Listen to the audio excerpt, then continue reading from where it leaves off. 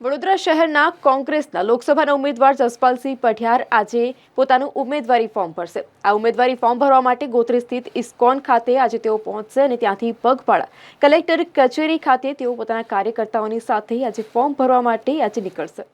હરિનગરથી ISKCON મંદિરથી ચાલતા collector કચેરી સુધી આજે જસપાલસિંહ પઢિયાર છે ઉમેદવારી પત્ર ભરશે। મોટી સંખ્યામાં કોંગ્રેસના કાર્યકર્તાઓની સાથે આમ આદમી પાર્ટીના કાર્યકર્તાઓ પણ ઉપસ્થિત રહ્યા। આ રેલી યોજી અને કલેક્ટર કચેરી સુધી ઉમેદવારી ફોર્મ ભરવા માટે આજે તેઓ જશે। મહાકાલ સેનાના કોંગ્રેસના સમર્થનમાં જોવા મળ્યા। મહાકાલ સેનાના આગેવાનોની એક જ માંગ હતી, પુરુષોત્તમ રૂપાલાની ટિકિટ રદ કરો। પ્રભુના ચરણોમાં શીશ નમાવીને દર્શન કર્યા છે, વંદન કર્યા છે।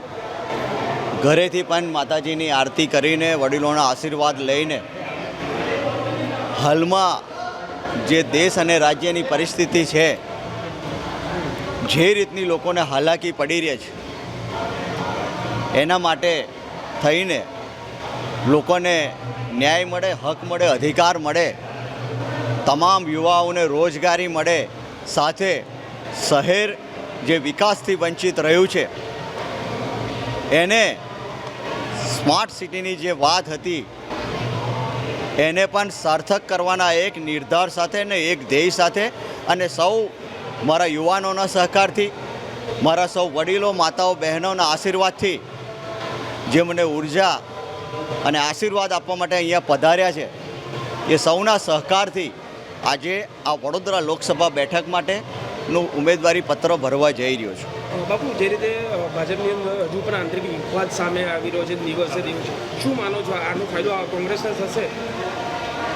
વાત એ રીતની છે, જે રીતે દરેક કોઈ બે પરિવાર હોય અને કોઈ દીકરી કે દીકરો હોય, એના ઘરે એના માતા પિતા એટલે કે પરિવારના મોભીને જોઈને કોઈ દીકરી એના ઘરમાં કે દીકરોના સગપન કરતા હોય, પણ એ પરિવારને મોભીને જોઈને કરતા હોય છે। પરંતુ એ જે લગ્ન થયા અથવા સંબંધ જે બંધાયો એ પરિવારના મોભીને જઈને સંબંધ બંધાયો, પરંતુ જે રીતની પરિસ્થિતિ જેના પર જેને દીકરી અથવા તો દીકરાના લગ્ન કરવાના હોય એ જ પાત્ર જો સારું ના હોય અથવા તો એ રીતની પરિસ્થિતિ ઘણી વખતે થતી હોય છે। ત્યારે હું વડોદરાની જનતાને ચોક્કસપણે કહીશ કે આ બધાની વિચારધારા હું જાણું છું, પરંતુ એક તક આપ બધા પાસે માગી રહ્યો છું।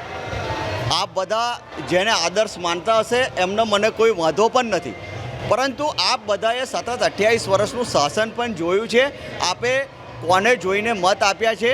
જે મેં હમણાં ઉદાહરણ કીધું કે કોઈ સંબંધ બંધાતો હોય તો પરિવારના મોભીને જોઈને આ કરતા હોય છે। આ બધાએ પણ એ રીતનું જોઈને કદાચ મતદાન કર્યું હોય, પરંતુ જે શાસકો રહ્યા હોય 28 વર્ષ સુધી, એ પાત્ર જો કદાચ વ્યવસ્થિત ના હોય તો એમના માનનીય મુખ્યમંત્રીશ્રીની જે ટકોર જે કરી છે એ ટકોર પણ કરે, અને પક્ષના અધ્યક્ષ દ્વારા જે પણ ટકોર કરી છે એ ટકોર પણ ક્યારે કરવી પડે કે જ્યારે તમે જેને આદર્શ માનતા હતા એ આદર્શને જોઈને તમે મતદાન કરતા હોવ છો, પરંતુ વાસ્તવિકતા જેની સાથે તમારે કામ લેવાનું છે એ જો વ્યવસ્થિત કામગીરી ના થઈ શકે તો એમાં જનતાની વડોદરાની જનતાનું હિત સચવાયું નથી, વિકાસનું હિત સચવાયું નથી। એટલા માટે થઈને આ વખતે વડોદરાની જનતાને અપીલ છે કે આપ જોઈ વિચારીને મતદાન કરશો। વડોદરા લોકસભાના કોંગ્રેસ પક્ષના ઉમેદવાર શ્રી જસપાલસિંહ પઢિયારનું ફોર્મ ભરવા અત્યારે અમે જઈ રહ્યા છે। આપ જાણો છો કે જે પ્રકારે ભારતીય જનતા પાર્ટીના ચાલુ સાંસદ જે છેલ્લા 10 વર્ષથી વડોદરાનું નેતૃત્વ કરતા હતા અને એમના પર ભ્રષ્ટાચારના આક્ષેપ થયા અને ભ્રષ્ટાચારના કારણે એમનું ઉમેદવારી રદ કરવામાં આવી, એ વડોદરા શહેરના માટે મોટામાં મોટી ઘટના ઘટી। વડોદરા શહેરની પ્રજા સમજી ચૂકી છે કે વડોદરાના સાંસદે અને ભારતીય જનતા પાર્ટીના નેતાઓએ વડોદરાનો વિકાસ કરવાને બદલે પોતાનો વિકાસ કર્યો છે, અને એની સામે પાદરાના પૂર્વ ધારાસભ્ય શ્રી જસપાલસિંહ પઢિયાર એક સક્ષમ નેતાની અમે ઉમેદવારી નોંધાવી રહ્યા છે। ખૂબ લાખો હજારોની સંખ્યામાં અત્યારે સમર્થકો છે। અમને વિશ્વાસ છે કે વડોદરાની પ્રજા ભારતીય જનતા પાર્ટીના ભ્રષ્ટાચાર અને એમના નેતાઓએ કરેલા કરતૂતોથી સમજી ચૂકી છે. પ્રજા જાગશે અને આ વખતે કોંગ્રેસનો જય જયકાર થશે. જસપાલસિંહ પઢિયાર જંગી બહુમતથી જીતશે. વડોદરા લોકસભાના ઇન્ડિયા ગઠબંધનના લોકલાડીલા ઉમેદવાર જસપાલસિંહજી આજે એમનું નામાંકન ભરવા જઈ રહ્યા છે, ત્યારે આમ આદમી પાર્ટીના તમામ લોકો, કાર્યકર્તા, પદાધિકારીઓ આજે અહીંયા ઉપસ્થિત રહી રેલીમાં જોડાયા છે. કારણ કે આજે કોંગ્રેસનું જે ગઠબંધન થયું છે, ઇન્ડિયા ગઠબંધન, એનો મુખ્ય હેતુ એટલો છે કે જે રીતે અત્યારે ભારતીય જનતા પાર્ટીની તાનાશાહી ચાલી રહી છે, એક બાજુ અભિમાનની સામે સ્વાભિમાનની લડત લડવા નીકળ્યા છે, ત્યારે વિપક્ષને ખતમ કરવા માટે જે ભારતીય જનતા પાર્ટીની જે તાનાશાહી છે એની સામે આજે સૌ એક થઈ અને આજે ગરીબી, બેરોજગારી, મોંઘવારીની જે વાતો કરવાવાળી જે સરકાર હતી એ અત્યારે ટોટલી ફેલ ગઈ છે.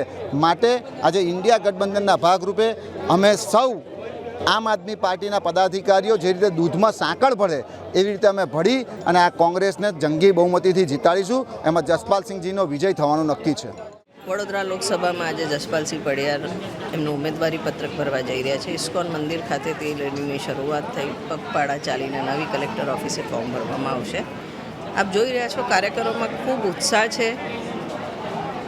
એક અંડરકરન્ટ જોવાય છે, પરિવર્તનનો પવન ફૂંકાઈ ચૂક્યો છે અને વડોદરા શહેરના જે વોટર્સ છે એ ભારતીય જનતા પાર્ટીએ જે રીતના ઉમેદવાર એમના વિડ્રો કરવા પડ્યા, ભ્રષ્ટાચાર સાબિત થયા, તેનાથી ભારતીય જનતા પાર્ટીથી શું ત્રાહિમામ પોકારેલા છે, ત્યારે એક ક્લીન ઉમેદવાર જસપાલસિંહના નામે જે કોંગ્રેસ પક્ષ દ્વારા આપવામાં આવ્યા છે એમાં એક એમને આશાની કિરણ દેખાઈ રહી છે. જસપાલસિંહ એમના વચનો પર હંમેશા ખરા ઉતર્યા છે. પાદરામાં એમની ખૂબ લોકપ્રિયતા છે અને જે રીતે પાદરામાં ચૂંટાઈ આવ્યા હતા, અમને વિશ્વાસ છે અહીંયા આ વખતે વડોદરા લોકસભામાં બી ચૂંટાઈ આવશે. વડોદરાના પ્રશ્નોને સારી રીતે રિપ્રેઝેન્ટ કરી શકશે અને વડોદરા જે વિકાસમાં અટકી ગયું છે ક્યાંક, એ વડોદરા ફરીથી વિકાસના પંથે જશે અને સર સયાજીરાવ ગાયકવાડનું જે વડોદરા છે એ સ્વપ્નની નગરી છે એ પાછી એની ઓરિજિનલ ગરિમામાં આવશે કોંગ્રેસ પક્ષના ઉમેદવાર જીતવાથી.